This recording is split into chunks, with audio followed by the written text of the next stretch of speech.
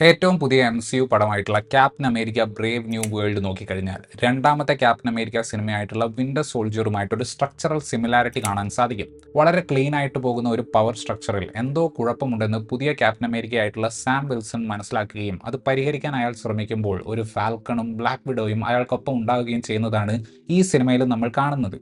Super hero പടങ്ങളുടെ ബീറ്റുകൾ ആളുകൾക്ക് familiar ആയി തുടങ്ങിയതോടെ ഈ പടത്തിന്റെയും പൊതുവെ MCU സിനിമകളുടെയും ഒരു ചാം കുറഞ്ഞിട്ടുണ്ടെങ്കിലും കംപ്ലീറ്റ്ലി മോശമാണെന്ന് പറയാൻ തോന്നാത്ത രീതിയിലാണ് ബ്രേവ് ന്യൂ വേൾഡ് ഒരുക്കിയിട്ടുള്ളത്. ചില ക്യാരക്ടർ ഫിലോസഫികളും പിന്നെ ഇത് അൾട്ടിമേറ്റ്ലി അടുത്ത അവഞ്ചേഴ്സ് ടീമപ്പിലേക്ക് ഒരു സ്റ്റെപ്പ് എന്ന രീതിയിലാണ് ഡിസൈൻ ചെയ്തിട്ടുള്ളത് എന്നതും ഈ പടത്തെ കണ്ടിരിക്കാവുന്ന ഒന്നാക്കി മാറ്റുന്നുണ്ട്. പഴയ സെക്രട്ടറി ഓഫ് സ്റ്റേറ്റ് ആയ തദേയൂസ് റോസ് ഇപ്പോൾ പുതിയ അമേരിക്കൻ പ്രസിഡന്റ് ആയിരിക്കുകയാണ്.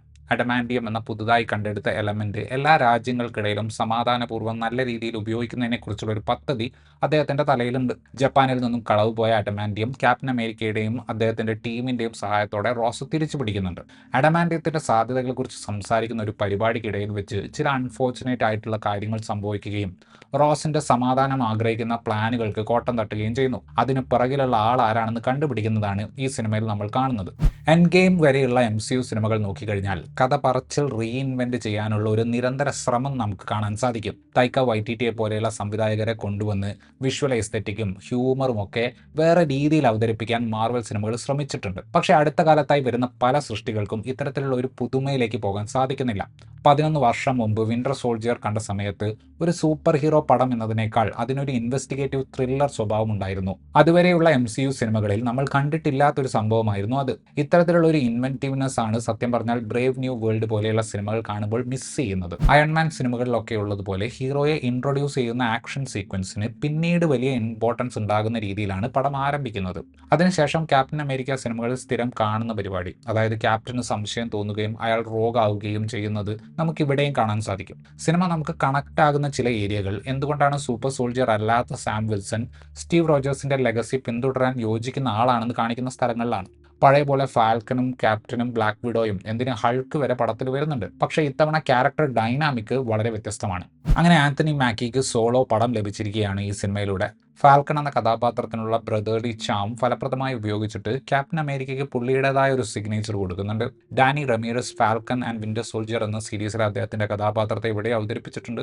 തമാശ ഇൻക്ലൂഡ് ചെയ്യാൻ വേണ്ടി ഇനി അങ്ങോട്ടുള്ള അവഞ്ചേഴ്സ് പടങ്ങളിൽ ഒരുപക്ഷെ ഈ കഥാപാത്രമായിരിക്കും ചാറ്റർ ബോക്സ്. ഷിറ ഹാസ് ആണ് ഇസ്രായേലി ബ്ലാക്ക് വിഡോ ആയിട്ട് ഈ സിനിമയിൽ വരുന്നത്.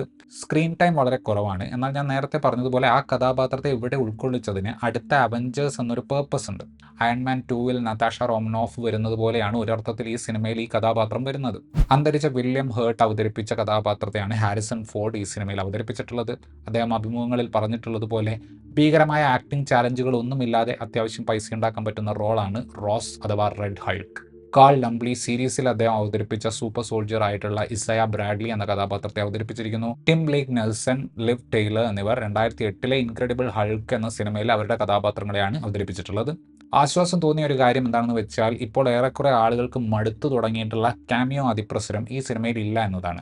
എവിടെ ഇത് നിർത്തണമെന്ന് മാർവൽ മനസ്സിലാക്കിയതിൽ സന്തോഷമുണ്ട്. ഒരു ഘട്ടത്തിൽ സാം വിൽസനോട് അവഞ്ചേഴ്സ് പരിപാടി വീണ്ടും തുടങ്ങണമെന്ന് പറയുമ്പോൾ സാമിന്റെ ആദ്യ പ്രതികരണം സൊക്കോവിയ അക്കോർഡുകളെ കുറിച്ചാണ്. സാച്ചുറേഷൻ കൂടിയ കളറുകളും അത്ര ഇംപ്രസീവ് അല്ലാത്ത വിഷ്വൽ എഫക്ട്സും പ്രത്യേകിച്ച് ക്ലൈമാക്സിലെ വൈറ്റ് ഹൗസ് ഫൈറ്റ് ഈ സിനിമയെ ഒരു യൂഷ്വൽ പടമാക്കി മാറ്റുന്നുണ്ടെങ്കിലും ചില ക്യാരക്ടർ ആർക്കുകളും പൊളിറ്റിക്കൽ അണ്ടർടോണുകളും സിനിമയെ എവിടെയൊക്കെയോ എൻഗേജിങ് ആക്കുന്നുണ്ട്. ഇത്രയുമായിരുന്നു ഈ ഒരു സിനിമയെക്കുറിച്ചുള്ള എൻ്റെ റിവ്യൂ. വീഡിയോ ഇഷ്ടപ്പെട്ടാൽ ലൈക്ക് ചെയ്യുമെന്നും ചാനൽ സബ്സ്ക്രൈബ് ചെയ്യുമെന്നും പ്രതീക്ഷിക്കുന്നു. താങ്ക്